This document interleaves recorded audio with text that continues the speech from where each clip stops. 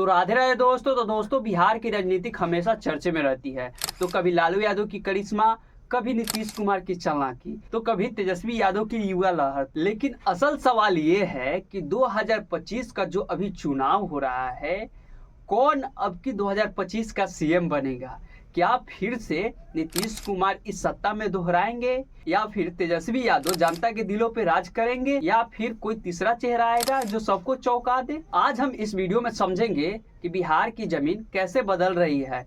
क्या फिर से नीतीश कुमार अपना सरकार बनाएंगे या तेजस्वी अपना सरकार बनाएंगे? आज हम इस वीडियो में समझने वाले हैं इस सभी राजनीति को एक एक करके। और इसमें आप लोगों को मैं गेस दूंगा, ये नहीं बताऊंगा मैं डायरेक्ट कि ये बन सकता है, क्योंकि हम भी आप लोगों से कहूंगा कि हो सकता है इतना परसेंटेज इनका है बनने का। तो चलिए वीडियो को स्टार्ट करते हैं।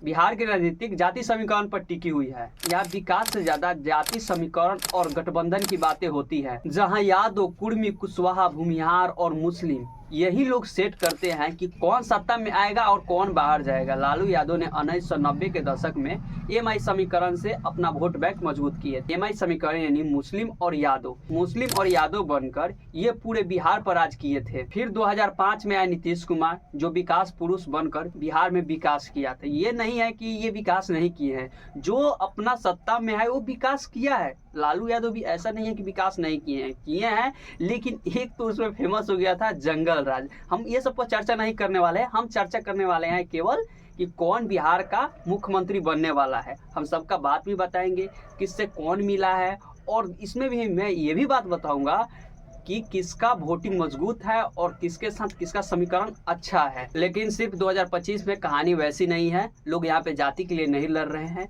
यहाँ पे केवल लोग विकास खोज रहे हैं। ये लोग ये पूछ रहे हैं कि कौन सच में काम करेगा। बेरोजगारी, पलायन, शिक्षा और अपराध, ये 4 मुद्दे हैं जो हर युवा के जुबान पे यही बात चल रहा है। नीतीश कुमार, जिन्हें लोग सुशासन बाबू कहते हैं, जब 2005 में उन्हें सत्ता मिला तो उस टाइम भ्रष्टाचार और अपराध के मामले में बिहार 1 नंबर पे था।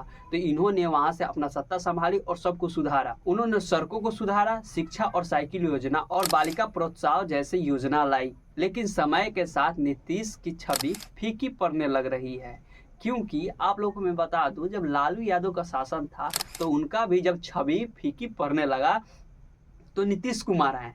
अब हमको तो ये लग रहा है कि इनका अब छवि फीकी पड़ रहा है, तो कौन आ सकता है? क्योंकि 2013 के बाद नीतीश कुमार ने कई गठबंधन बदले, कभी बीजेपी के साथ, तो कभी कांग्रेस राजद के साथ, तो फिर कभी बीजेपी के साथ, तो फिर कभी राजद कांग्रेस के साथ। अब जनता बस एक ही सवाल कर रही है कि नीतीश जी आप किसके हैं? 2025 के चुनाव में यही नीतीश कुमार की सबसे बड़ी कमजोरी है। लोगों को विश्वास ही नहीं हो रहा है कि नीतीश कुमार किस सत्ता में रहेंगे। कभी इस सत्ता में चल जा रहा है तो कभी इसके अंदर चल जा रहा है। यही लोगों को टेंशन में है। लेकिन आप लोगों से मैं एक बात बता दूं, ये लोग अगर नीतीश कुमार को अनदेखा करेंगे तो ये भूल कर देंगे, क्योंकि उनके पास है प्रासंगिक अनुभव, ग्रामीण नेटवर्क और सबसे बढ़कर कुर्सी वोट बैंक। अगर एनडीए, बीजेपी, जेडीयू एकजुट रहे तो फिर से नीतीश कुमार का सीएम का चेहरा दिखाई देगा। लेकिन नीतीश का स्वास्थ्य, उम्र अगर असर दिखाई तो बीजेपी एक नया चेहरा लाएगी। अब बात करते हैं तेजस्वी यादव की। लालू यादव की छोटे बेटे तेजस्वी यादव बिहार युवा की राजनीति के सबसे चर्चित नाम। 2020 के चुनाव में उन्होंने महागठबंधन को 125 सीट दिलाई, जबकि एनडीए को भी मिली 125 सीट। बस मामूली फर्क, उनकी रैली से भीड़ उमड़ी। युवा कहते थे उस टाइम भी अब बदलाव चाहिए, लेकिन सत्ता उनसे एक कदम दूर रह गया। तेजस्वी यादव की भी ताकत है एमआई समीकरण, यानी कि यादव मुस्लिम दोनों इनका मजबूत ताकत है। और एक और चीज जोड़ लो इनके में, युवा लहर जगा हुआ है। उन्होंने बेरोजगारी, शिक्षा और सरकारी नौकरी को मुद्दे को सबसे मजबूत से उठाते हैं। उनकी भाषण शैली सीधी है, वो सीधा युवाओं के दिलों से कनेक्शन होता है। उन्होंने ये दावा किया कि हम रोजगार देंगे, हम बिहार में कारखाने लगाएंगे, हम हर घर एक एक सरकारी नौकरी देंगे और अपने बिहार में बहुत सारे फैक्ट्री लाएंगे। लेकिन वो मार खा जाते हैं, जानते हो कहाँ पे? उनकी छवि पे। पुरानी यादें को लेकर लोग अभी भी डरते हैं। लालू यादव की शासन को लोग सोच सोच कर डरते हैं, लेकिन तेजस्वी इससे ऊपर उठकर नए लालू की बजाय नए बिहार बनेंगे। 2025 तेजस्वी यादव की नाम हो जाएगी। बीजेपी जानती है कि बिहार की जो राजनीतिक है, जब तक वहां पे अस्थायी चेहरों को हम नहीं लाएंगे, जब तक हम बिहार में चुनाव नहीं जीत सकते हैं, क्योंकि यहाँ पे हिंदू मुस्लिम तो चलेगा नहीं। अब युवा के बिहार में मांग है कि जो व्यक्ति पलायन, शिक्षा, रोजगार और अपराध पे बात करेगा, उसी को हम लोग यहाँ पे सरकार बनाएंगे। पिछले चुनाव में बीजेपी नीतीश के साथ मिलकर ये जीती थी, लेकिन अब बीजेपी चाहती है कि हम अपने बिहार में एक अपना नेता रखें। गिरिराज सिंह, संजय जायसवाल, रविशंकर प्रसाद या फिर कोई नया चेहरा। 2025 में बीजेपी इन्हीं नामों के साथ आगे आएगी। मोदी फैक्ट्री अभी भी काम कर रही है, लेकिन जनता का सवाल है आपका नेता कौन है। अगर बीजेपी नीतीश कुमार से हटकर कुर्मी, भूमिहार और ऊपरी जाति को जोड़ता है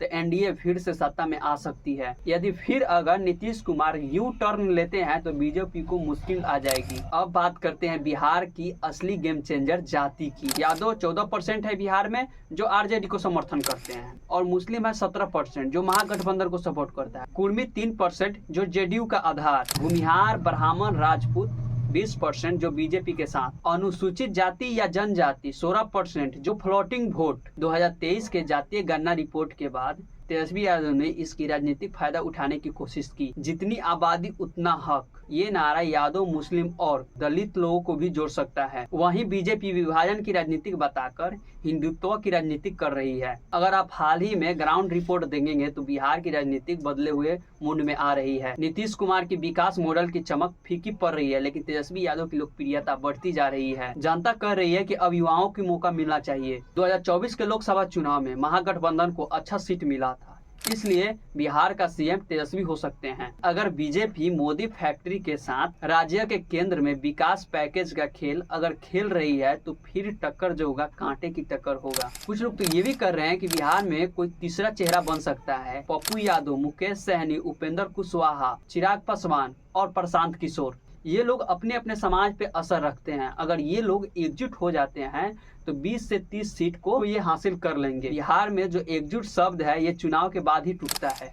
अब बड़ा सवाल, बिहार के 2025 में कौन बनेगा मुख्यमंत्री। अगर एनडीए एकजुट रहता है तो नीतीश कुमार या बीजेपी की नए चेहरा जैसे गिरिराज सिंह मुख्यमंत्री बन सकते हैं। लेकिन अगर बीजेपी और नीतीश रास्ते से अलग हुए तो तेजस्वी यादव की बिहार का मंत्री बनना तय है, क्योंकि उनके पास है युवा लहर, मजबूत एमआई समीकरण और जनता की थकान पुरानी चेहरे से। तो बिहार की राजनीतिक में मुकाबला साफ है, अनुभव बनाम की उम्मीद।